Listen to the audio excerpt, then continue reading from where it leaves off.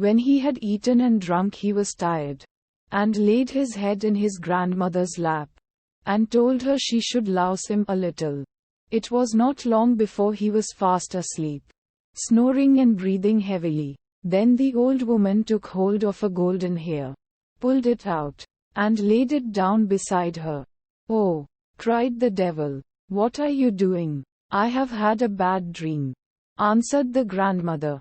"So I seized hold of your hair." "What did you dream then?" said the devil. "I dreamt that a fountain in a marketplace from which wine once flowed was dried up, and not even water would flow out of it. What is the cause of it?" "Oh, ho, if they did but know it," answered the devil. "There is a toad sitting under a stone in the well. If they killed it, the wine would flow again." The grandmother loused him again until he went to sleep and snored so that the windows shook. Then she pulled the second hair out. "Ha! What are you doing?" cried the devil angrily. "Do not take it ill," said she. "I did it in a dream." "What have you dreamt this time?" asked he.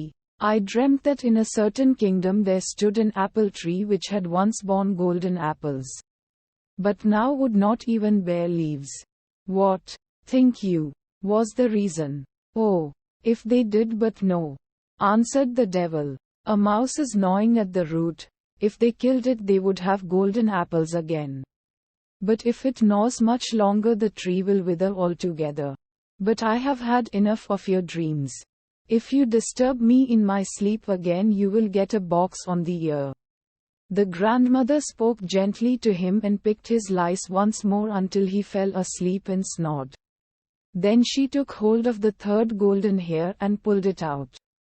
The devil jumped up, roared out, and would have treated her ill if she had not quieted him again and said, "Who can help bad dreams? What was the dream?"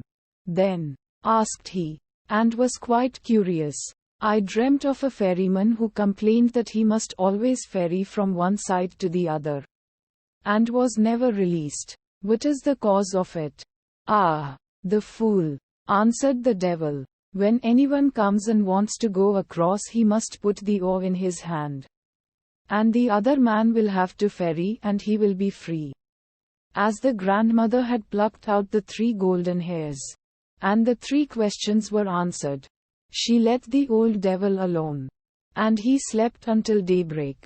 When the devil had gone out again the old woman took the ant out of the folds of her dress, and gave the child of good fortune his human shape again.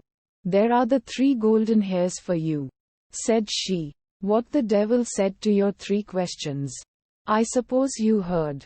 "Yes," answered he, "I heard, and will take care to remember." "You have what you want," said she, "and now you can go your way."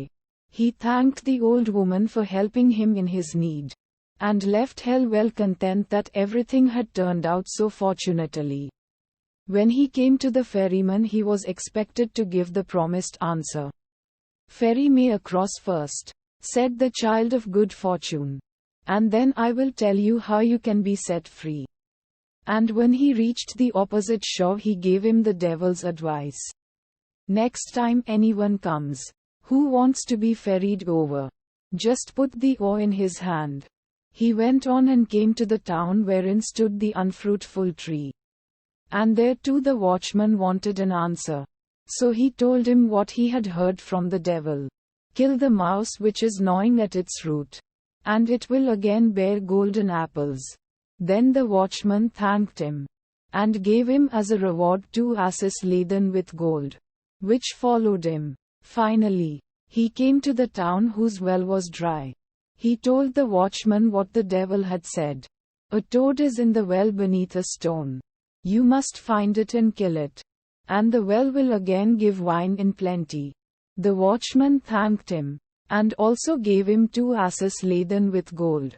At last the child of good fortune got home to his wife, who was heartily glad to see him again, and to hear how well he had prospered in everything. To the king he took what he had asked for, the devil's 3 golden hairs. And when the king saw the 4 asses laden with gold he was quite content. and said, "Now all the conditions are fulfilled, and you can keep my daughter. But tell me, dear son-in-law, where did all that gold come from? This is tremendous wealth." "I was rowed across a river," answered he, "and got it there. It lies on the shore instead of sand. Can I too fetch some of it?" said the king. And he was quite eager about it. "As much as you like," answered he. "There is a ferryman on the river. Let him ferry you over, and you can fill your sacks on the other side." The greedy king set out in all haste. And when he came to the river, he beckoned to the ferryman to put him across. The ferryman came and bade him get in. And when they got to the other shore, he put the oar in his hand and sprang over. But from this time forth the king had to ferry, as a punishment for his sins. Perhaps he is ferrying still. If he is, it is because no one has taken the oar from him.